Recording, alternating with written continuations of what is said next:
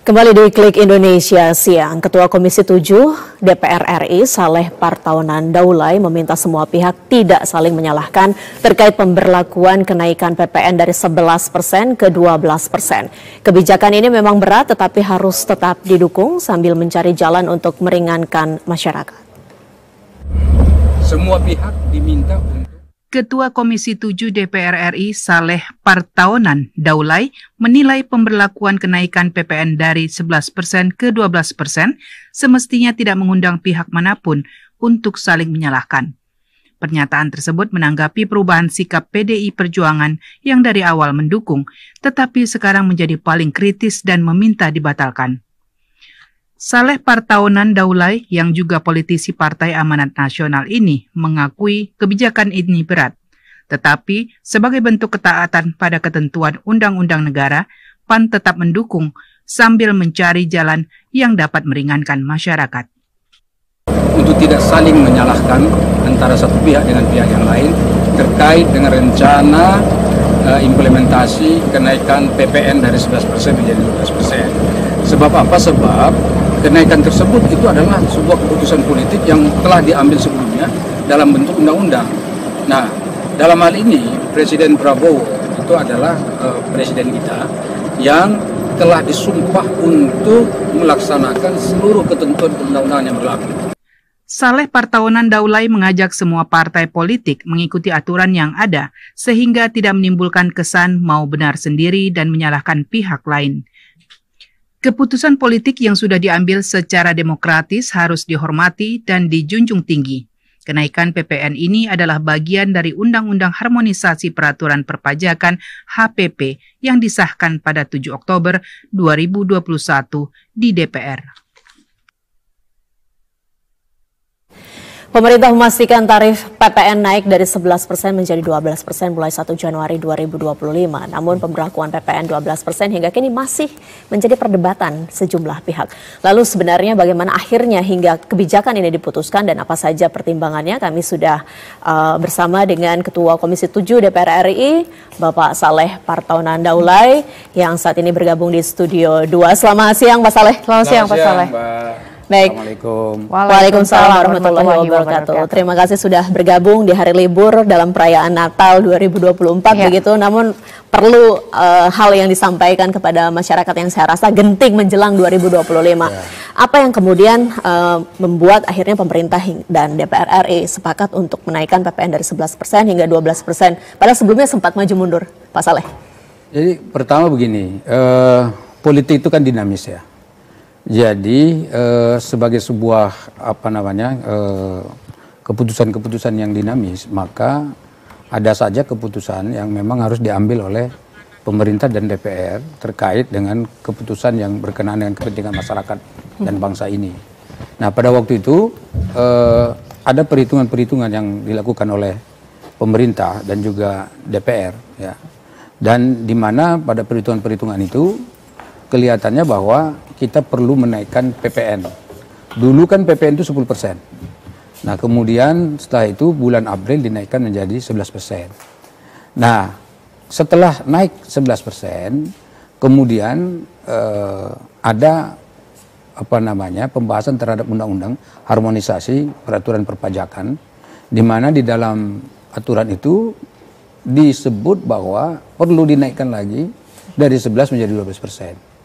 Nah, sebetulnya yang jadi persoalan kita hari ini adalah bahwa sudah ada keputusan politik yang diambil secara demokratis di DPR dan juga bersama dengan pemerintah terkait dengan implementasi naiknya PPN dari 11 menjadi 12%.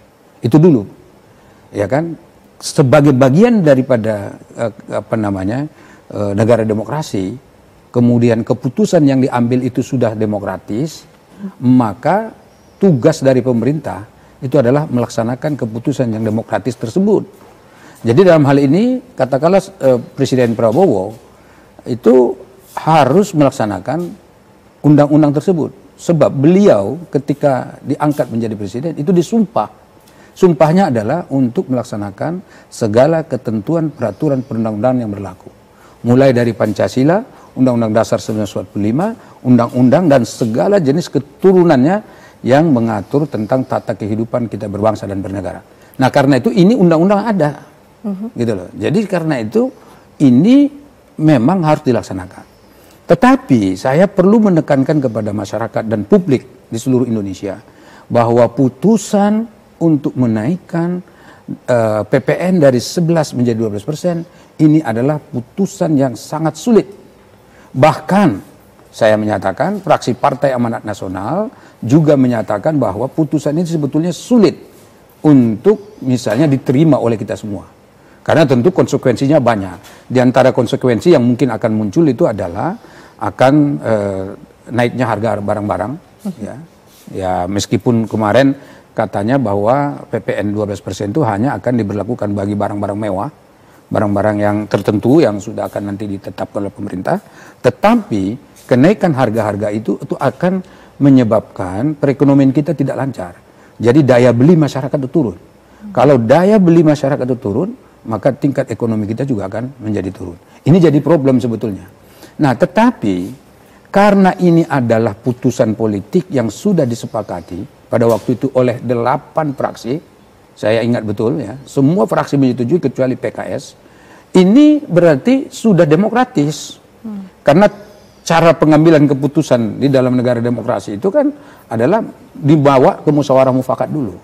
Jika musyawarah mufakat tidak dapat atau tidak bisa diambil putusan, maka harus diambil suara terbanyak. Nah, suara terbanyak pada waktu itu dari 9 fraksi yang ada di DPR, 8 fraksi menyetujui.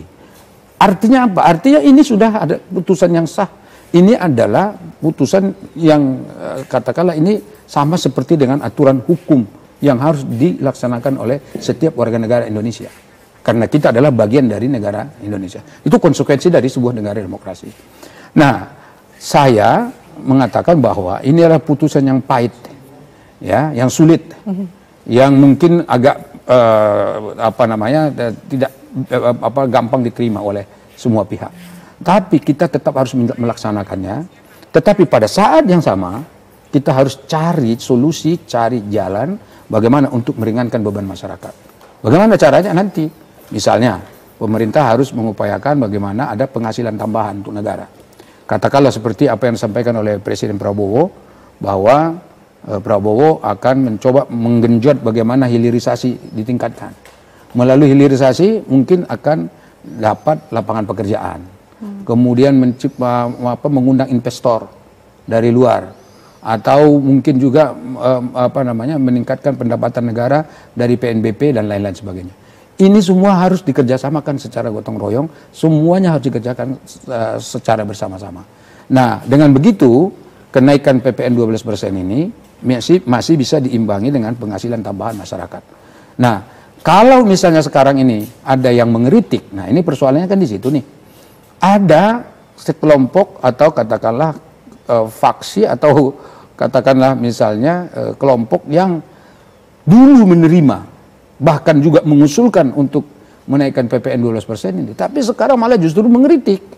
Ya kan, mengkritik, mengatakan bahwa ini adalah putusan yang betul-betul ya tidak sesuai dengan kehendak rakyat, betul-betul ini adalah keputusan yang salah, yang tidak tepat dilakukan sekarang ini, misalnya seperti itu. Ya kan?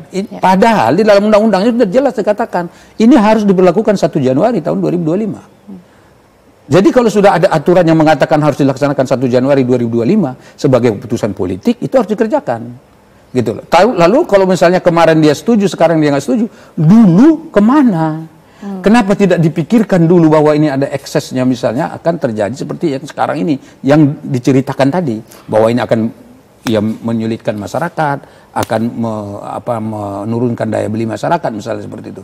Kenapa dulu tidak terpikir? Oke, bukankah mestinya pandangan. itu bisa diprediksikan bahwa itu akan terjadi gitu loh. Ya. Tadi Pak Saleh sempat mengatakan terkait dengan kebijakan PPN 12% ini merupakan keputusan yang sulit, dikatakan begitu sulit. Lalu kemudian apa saja pertimbangan parlemen dan pemerintah sampai hingga akhirnya kebijakan ini bisa diambil?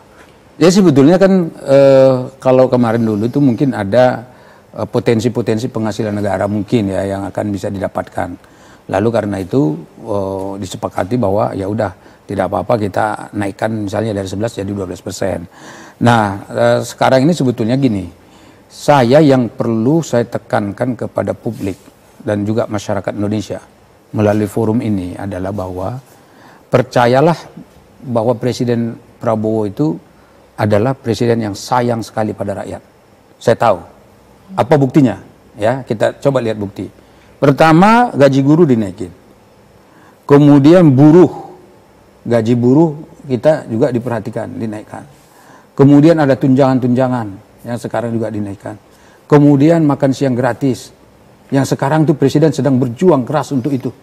Kemudian presiden sekarang sedang keliling-keliling dunia, keliling beberapa negara lain untuk mendapatkan investasi. Tujuannya apa? Supaya rakyat kita ini bisa lebih sejahtera. Itu artinya bahwa presiden ini sebetulnya sangat sayang pada masyarakat. Artinya, kalaupun nanti ini diimplementasikan, ya tentu implementasinya kepada barang-barang mewah, ya sekali lagi catat tuh, kepada barang-barang mewah. Andai kata ini diimplementasikan, bukan berarti ada niat tidak baik dari presiden, atau katakan misalnya presiden ingin mempersulit rakyat. Tidak sama sekali. Saya percaya, hakul yakin sampai hari ini bahwa Prabowo adalah presiden yang betul-betul sayang pada rakyatnya.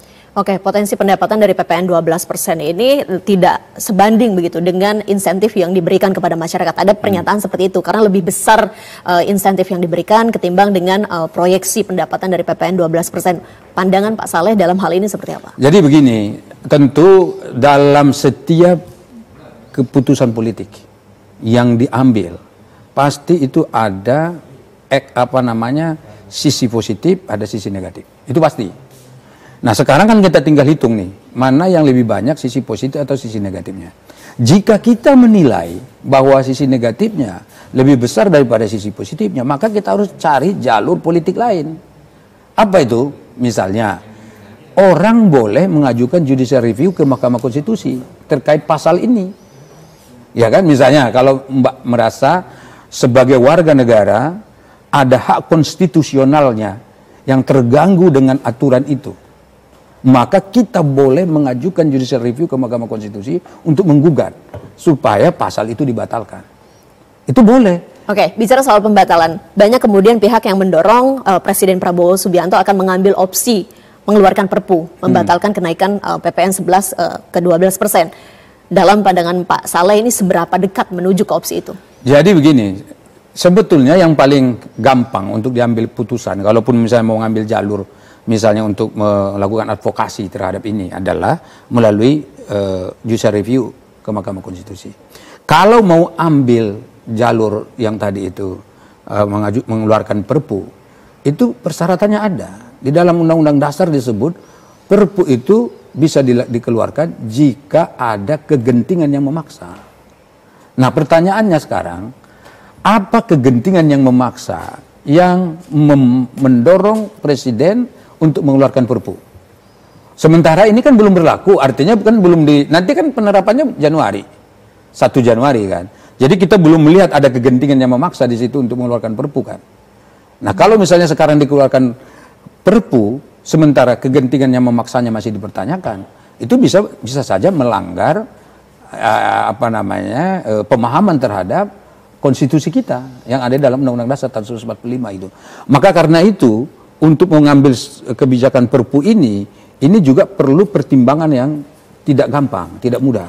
Jadi karena itu tentu menurut saya kalau ada masyarakat yang merasa terganggu dengan putusan ini, silahkan kumpulkan para pengacara yang mengerti bersidang di Mahkamah Konstitusi, ajukan judicial review ke Mahkamah Konstitusi, lalu di sana itu baru bisa kita menguji sebetulnya ini udah sah atau tidak, benar atau tidak, ada yang dilanggar nggak hak konstitusional warga negara atau tidak. Dan ingat, jika ada hak konstitusional warga negara, satu orang pun, ingat tuh, satu orang pun warga negara Indonesia yang dilanggar hak konstitusionalnya, maka itu diperkenankan dan diperbolehkan untuk dibatalkan ketentuan itu.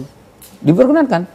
Kenapa? Kita kan warga negara. Sebagai warga negara, tugas negara adalah melindungi segenap tumpah darah Indonesia. Nggak boleh ada warga negara Indonesia ini yang merasa terancam hidupnya di negara ini. Itulah bagian dari kita sebagai negara demokrasi. Kita ikutin seluruh aturan, kita ikut pemilu, ya kan, kita bayar pajak, ya kan, kita mengikuti seluruh aturan yang dilakukan dan dikeluarkan oleh negara, ya toh. Tetapi konsekuensinya ya kita harus dilindungi. gitu loh. Maka karena itu saya menyarankan ini yang harus dilakukan. Nah, ada sebetulnya Mbak yang saya kira menjadi poin penting yang juga menjadi catatan kita dalam pertemuan ini adalah bahwa jangan sampai ada yang saling menyalahkan di dalam pengambilan keputusan ini. Sebab apa? Kemarin itu memang keputusan diambil secara bersama. Jadi kalau sudah diambil seperti ini, masih saling menyalahkan, yang paling tidak enak itu, ingat tuh, yang paling tidak enak itu adalah menyalahkan Presiden Prabowo, menyalahkan penerapan aturan ini, untuk memperbaiki citra partai, untuk memperbaiki citra kelompoknya. Itu yang tidak benar sebetulnya. Kalau misalnya kita mengeritik ini kurang baik, ini akan mengganggu masyarakat, kita harus melakukan advokasi, saya kira kalau pada titik itu silakan. Itu boleh. Dan saya secara pribadi kan sudah saya katakan, ada solusi sebetulnya, silakan masuk ke Mahkamah Konstitusi. Ada dua kan sebetulnya solusinya. Pertama tadi judicial review, yang kedua revisi undang-undang. Revisi undang-undang kan tidak perlu ada kegentingan yang memaksa. Undang-undang itu kan bukan kitab suci. Jadi undang-undang itu boleh diperbaiki kapan saja. Ya sesuai dengan kebutuhan dan perkembangan zaman kan begitu. Jadi dua ini boleh dilakukan. Kalau misalnya di Mahkamah Konstitusi nanti ternyata tidak katakanlah menang gitu. Ya sudah kita sepakati bersama, duduk lagi partai-partai ini. Sekarang partai tinggal 8 di DPR. Yang partai 8 partai duduk, panggil pemerintah, ya kan, Kementerian Hukum dan HAM panggil, lalu kita bicara di sana, lalu kita menyepakati apa yang akan kita lakukan untuk memperbaiki supaya tadi kritik-kritik itu ya tidak dilakukan. Karena tidak etis juga menurut saya kritik itu dilakukan misalnya di saat keputusan ini sudah mau dilaksanakan. Dulu kok nggak dipikirkan ke arah situ. Nah sekarang ketika sudah mau dilaksanakan muncul kritik-kritik seperti itu. Sebetulnya apa sih tujuannya untuk dikritik itu? Apa yang mau dikejar dari kritik itu? Apakah untuk mendiskreditkan Presiden Prabowo, menjelekkan kepemerintahan ini, atau sebetulnya tujuannya adalah hanya sekedar untuk oposisi saja, bersebelahan, ya, berbeda pendapat, berbeda pandangan, atau ya katakanlah tidak menyetujui terhadap apapun keputusan diambil oleh pemerintah begitu. Baik. Ya baik, terima kasih Pak Saleh Partaunan Daulay, Ketua Komisi 7 DPR RI sudah bergabung bersama kami dalam Klik Indonesia Siang. Tentunya kita juga sama-sama mengharapkan terkait dengan kebijakan pemerintah terkait PPN 12% ini juga akan berjalan dan akan diberlakukan nanti pada 1 Januari 2025. Baik. Terima kasih Pak Saleh. Baik, terima kasih.